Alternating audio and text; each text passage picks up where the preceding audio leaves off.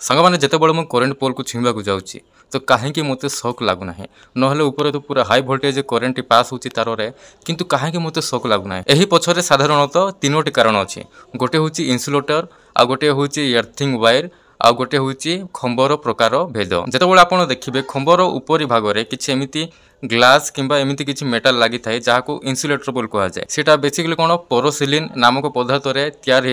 जहाद्वारा से तार आसुवा direct current को रखा चेष्टा करें से पदार्थ द्वारा डायरेक्ट टच हुए ना पोल को करेन्ट एवं एर्थिंग माने जहाँ ग्राउंडिंग वायर कहुए तो से ग्राउंडिंग वायर टी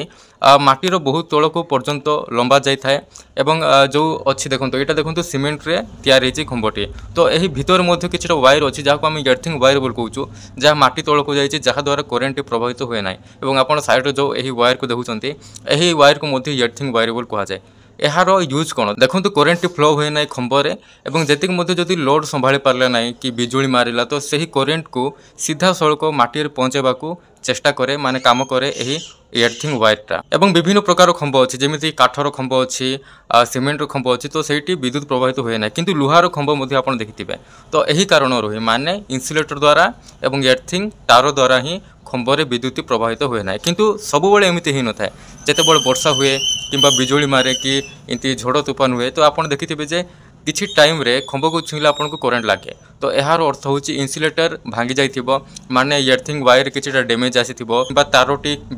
खंबर टच कला तो सही केस रे कौन हुए बिजुली खंबरे विद्युत प्रभावित होता है किंतु ताकू रखिया इन्सुलेटर बहुत बड़ रोल रखे और एर्थिंग वायर टी बहुत बड़ रोल रखी थाए।